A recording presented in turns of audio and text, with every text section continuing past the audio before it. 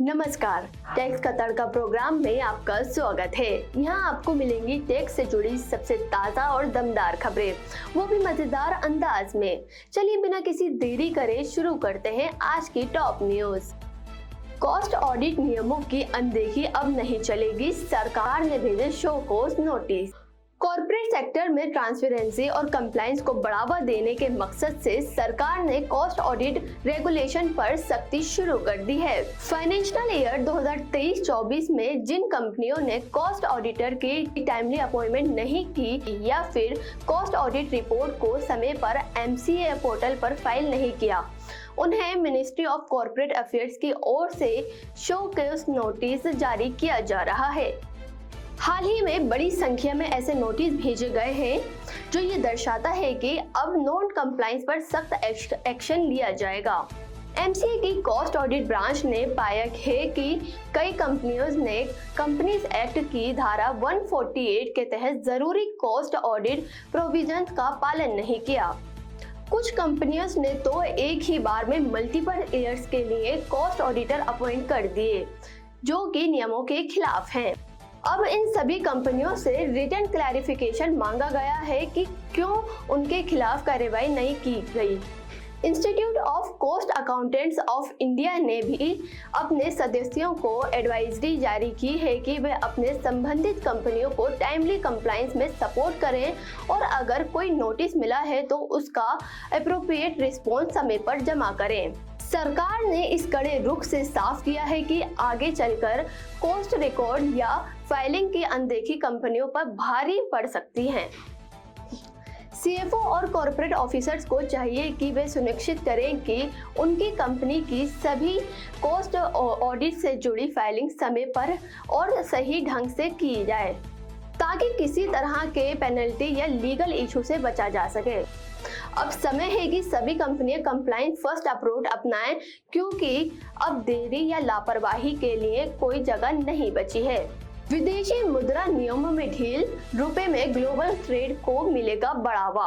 भारतीय reserve bank ने foreign exchange management act के तहत नए नियम लागू कर दिए हैं, जिनका मकसद है क्रॉस बॉर्डर ट्रांजैक्शन को आसान बनाना और भारतीय रुपए को इंटरनेशनल ट्रेड पर प्रमोट करना। अब नए नियम के तहत इंडियन एक्सपोर्टर अपने ओवरसीज बैंक अकाउंट किसी भी विदेशी मुद्रा में खुद के नाम पर खोल सकते हैं और उनमें एक्सपोर्ट प्रोसीड डायरेक्टली रिसीव कर सकते हैं। इससे एक्सपोर्टर्स को पेमेंट रिसीव करने और इंपोर्ट पेमेंट्स करने में ज्यादा फ्लेक्सिबिलिटी मिलेगी। इसके साथ ही RBI ने ये भी अनुमति दी है कि इंडियन बैंक्स की फॉरेन ब्रांच अब नॉन रेसिडेंट्स के लिए INR अकाउंट्स खोल सके। इन खातों के जरिए नॉन रेसिडेंट इंडिया के साथ ट्रेड ट्रांजैक्शन को रुपए में सेटल कर पाएंगे।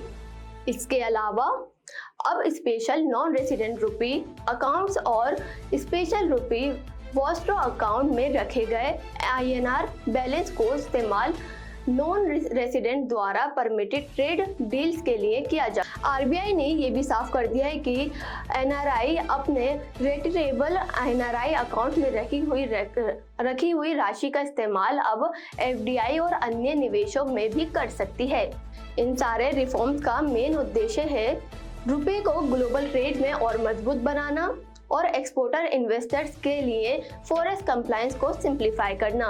एक्सपर्ट का मानना है कि इन कदमों से भारत में निवेश को बढ़ावा मिलेगा और लंबे समय में इंडियन रुपए एक ग्लोबल ट्रेड करेंसी के रूप में उभरेगा। अब वक्त है कि इंडियन इकोनॉमी को एक नई ग्लोबल पहचान देने का और ये बदलाव उसी दिशा में और मजबूत कदम है। NBFC को बड़ी राहत, बैंकों के लिए घटा रिस्क वेट, क्रेडिट फ्लो होगा आसान।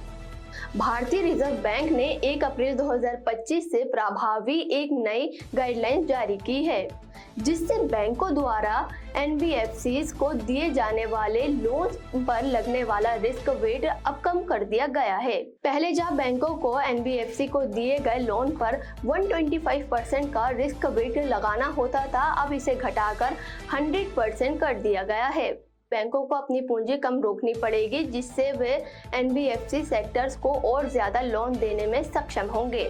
एनबीएफसी लंबे समय से ये मांग कर रहे थे कि रिस्क वेट को रिड्यूस किया जाए ताकि उन्हें और अधिक क्रेडिट एक्सेस मिल सके। आरबीआई ने उनकी इन मांगों को पार्शियली एक्सेप्ट करते हुए ये अहम फैसला लिया है। इसका सीधा फायदा मिलेगा housing finance company, micro finance institutions और स्मॉल बिजनेसेस को, जिन्हें एनबीएफसी के जरिए फंड किया जाता है। इसके अलावा आरबीआई ने अब अर्बन कोऑपरेटिव बैंक को भी प्रमोट करेक्ट एक्शन फ्रेमवर्क के अंतर्गत ला दिया है। ये फ्रेमवर्क पहले सिर्फ कमर्शियल बैंक पर लागू होता था, लेकिन अब कॉर्पोरेटिव बैंक भी टाइटली सुपरवाइजन के दायरे में आ जाएंगे। इस बदलाव का मकसद है बैंकिंग और एनबीएफसी सेक्टर के बीच बैलेंस बनाना और इकोनॉमी में क्रेडिट फ्लो को बूस्ट करना। सीएफओ और फाइनेंस टीम्स को चाहिए कि वह इन रेगुलेटरी चेंजेस को ध्यान में रखते हुए अपनी कंपनियों की बैंकिंग स्ट्रेटेजीज और लोन प्लानिंग को नया रूप दें। कुल मिलाकर ये कदम भारत के क्रेडिट इकोसिस्टम को मजबूत बनाने की दिशा में एक बड़ा और सकारात्मक प्रयास है। 100% एफडीआई को मिली मंजूरी, इंश्योरेंस सेक्टर में आएगा नया दौर। बजट 2025 में सरकार ने बीमा क्षेत्र को लेकर एक हिस्टोरिक अनाउंसमेंट की है। अब बीमा कंपनियों ने फॉरेन डायरेक्ट इन्वेस्टमेंट की सीमा 74% से बढ़ाकर 100% कर दी। 1 फरवरी 2025 को बजट भाषण के दौरान वित्त मंत्री निर्मला सीतारमण ने कहा कि कुछ शर्तों के साथ बीमा क्षेत्र को 100% फॉरेन ओनरशिप के लिए खोला जाएगा। मेन कंडीशन, जिन बीमा कंपनियों में 100% विदेशी निवेश होगा, उन्हें मिलने वाला पूरा प्रीमियम अमाउंट भारत में ही निवेश करना अनिवार्य हो। इसके अलावा मौजूदा एफडीआई रूल्स और कंप्लायंस कंडीशन की रिव्यू करके उन्हें सिंप्लीफाई किया जाएगा ताकि फॉरेन इन्वेस्टर्स को क्लियरिफाई और इजी ऑफ डूइंग बिजनेस मिल सके। ये फैसला काफी समय से पेंडिंग था। नवंबर 2024 में सरकार ने इसका ड्राफ्ट प्रपोजल जारी कर पब्लिक फीडबैक भी लिया था।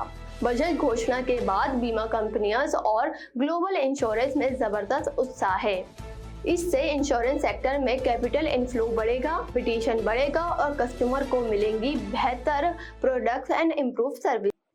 हालांकि 100% एफडीआई लागू करने के लिए इंश्योरेंस लॉस में अमेंडमेंट्स की जरूरत होगी, जिसे सरकार जल्द पूरा करने की दिशा में काम कर रही है। सीएफओ और बिजनेस लीडर्स के लिए ये एक सिग्नल है कि अब इंश्योरेंस सेक्टर में मेजर डील्स, M&A अपॉर्चुनिटीज और फॉरेन पार्टनरशिप की संभावनाएं और भी ज्यादा होंगी। इस नीति परिवर्तन में आने वाली वर्षा में इंडियन इंश्योरेंस मार्केट का साइज भी बढ़ेगा और साथ ही ग्लोबल ट्रस्ट भी। अब वक्त है कि बीमा क्षेत्र को एक ग्लोबल कॉम्पिटिटिव प्लेटफॉर्म पर ले जाने का, और ये फैसला उसी दिशा में एक बोल्ड और प्रोग्रेसिव कदम है। तो ये थी आज की टॉप खबरें। अगर आपको ये अपडेट्स पसंद आए तो वीडियो को लाइक, शेयर और हमारे चैनल को सब्सक्राइब करना ना भूलें।